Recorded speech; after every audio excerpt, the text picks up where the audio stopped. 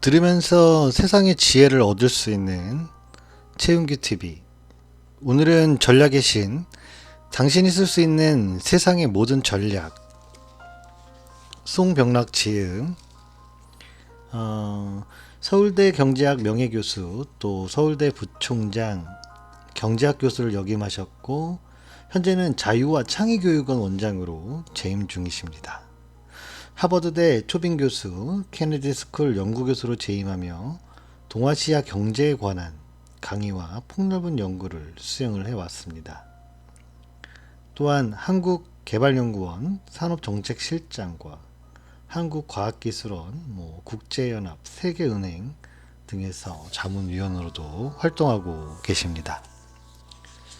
자, 요즘은 전략에 관한 책들이 눈에 띕니다. 그래서 오늘은 관련된 전략의 신 함께 알아보도록 하겠습니다.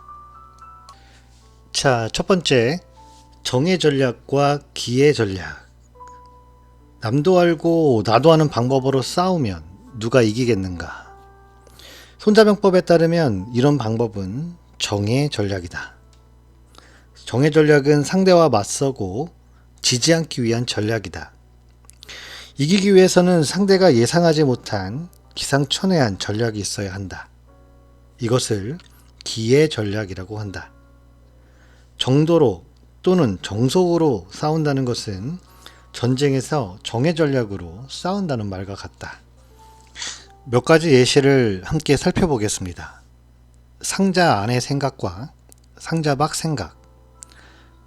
중국 고사에 나오는 재밌는 이야기를 한번 살펴보겠습니다. 중국 송나라 장군 필제우는 싸울 때 적을 피곤하게 만들려고 일부러 공격과 후퇴를 반복했다. 하루는 삶은 콩에 향료를 섞어서 길바닥에 뿌려놓고 후퇴를 한 적이 있다. 적의 굶주린 말을 유혹하기 위해서였다. 적의 굶주린 말들은 콩을 먹느라 정신이 없었다. 아무리 채찍질을 해도 움직이지 않았던 말들이. 바로 이때를 노린 필제울은 반격을 해서 승리했다.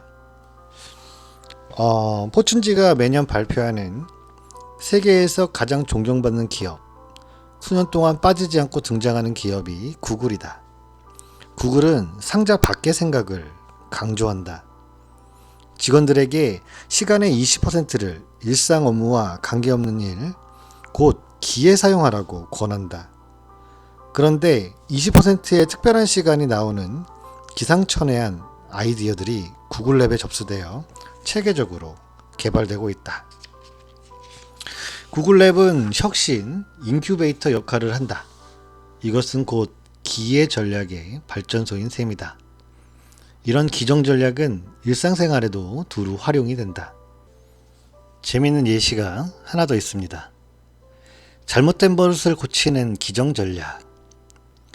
게임 중독에 빠진 아이의 나쁜 버릇을 고친다고 매번 야단치고 혼내는 것은 정의 전략이다.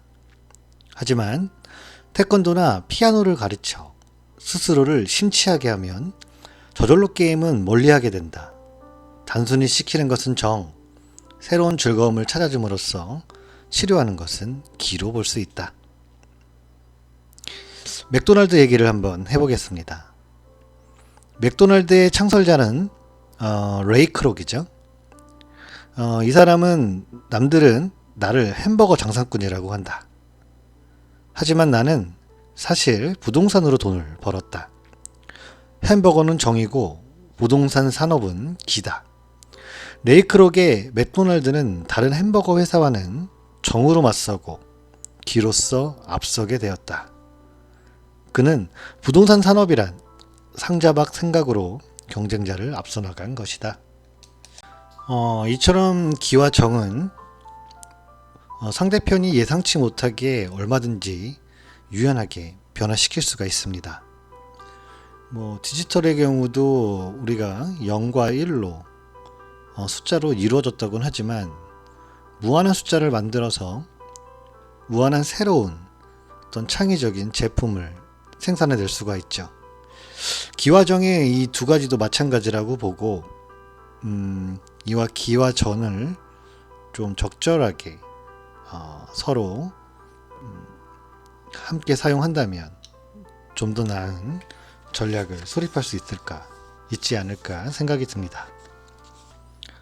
이어서 상생 전략, 상극 전략에 대해서 알아보겠습니다.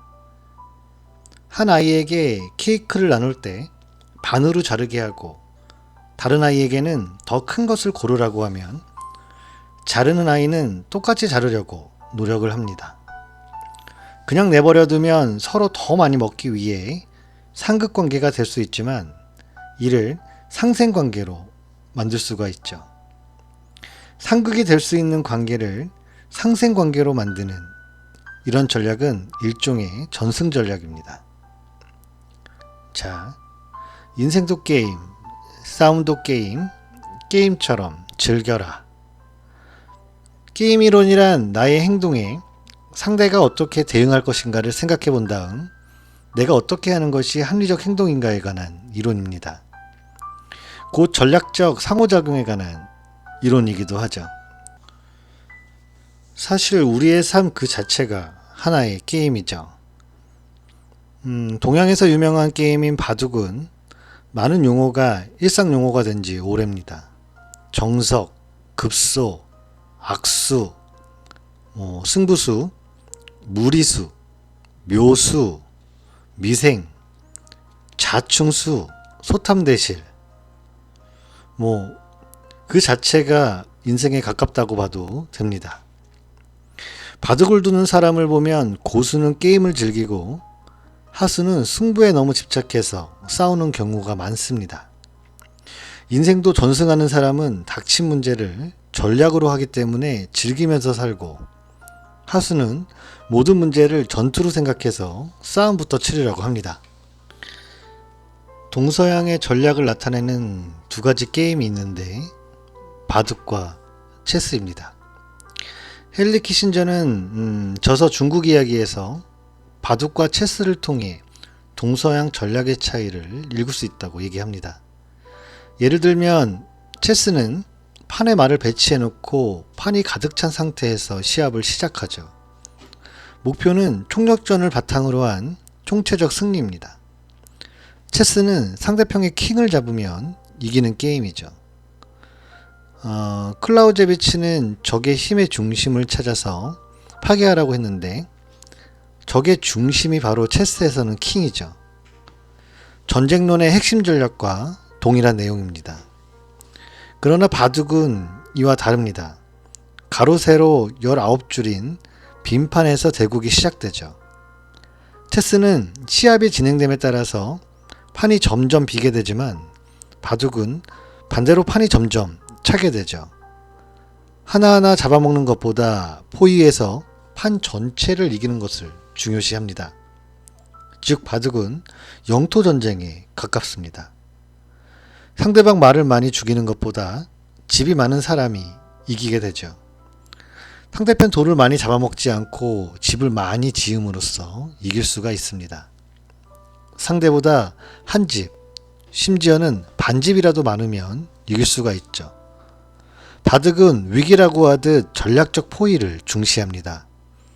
정령 충돌이 아니라 비어있는 곳에 바둑돌을 전략적으로 배치하여 상대방의 그러니까 곧 전략적 잠재력을 약화시킬 수 있는 것을 강조합니다. 손자병법의 핵심 전략과 유사하죠. 지금까지 놓은 돌이 승부를 결정하기도 하지만 앞으로 놓일 돌에 의해서 승부가 바뀔 수도 있습니다. 서로 180여 개의 돌로 승부를 겨루지만 반집 또는 한 집 차이로 승부가 결정될 때도 있습니다. 끝날 때까지 승부를 예측하기 어려운 경우도 많이 발생하죠. 네, 여러 가지 좋은 전략들이 다양하게 나타나 있지만 마지막으로 실전 전략 4단계 패전시문, 패러다임, 전략, 시스템, 문화에 대해서 살펴보도록 하겠습니다.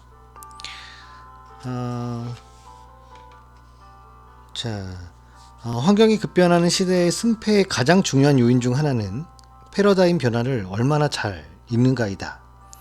어떤 실전 전략을 수립하건 그 1단계에는 패러다임 변화를 파악하는 것이 우선이다.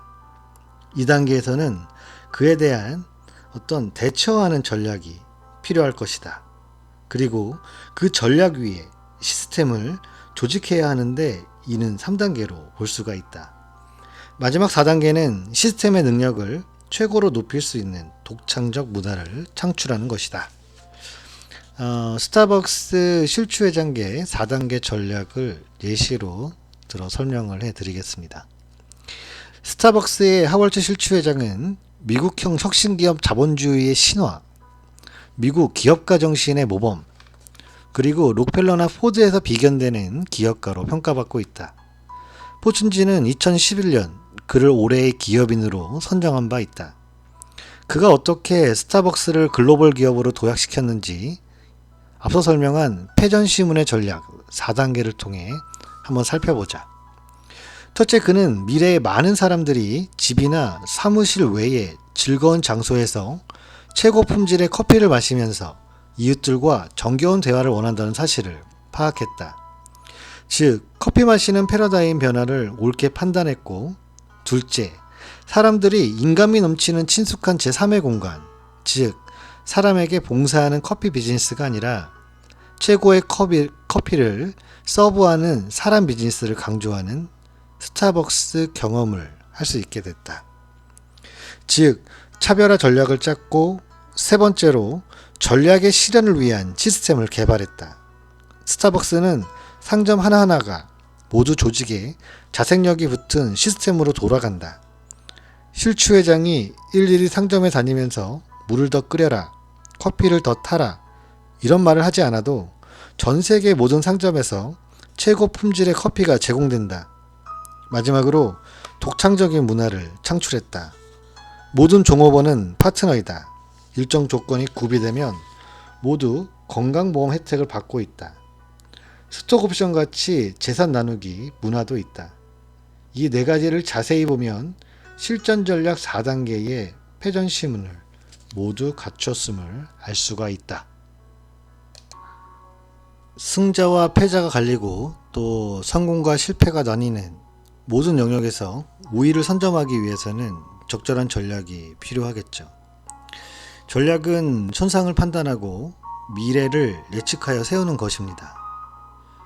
하지만 세상이 너무 빠르게 변하고 있고 전략의 밑바탕인 미래를 예측하며 판단하는 것은 여간 어려운 일이 아니겠죠. 여러분은 어떤 전략을 세우시겠습니까? 그럼 여기서 마무리하겠습니다. 오늘 하루도 행복한 하루 되시길 바랍니다. 감사합니다.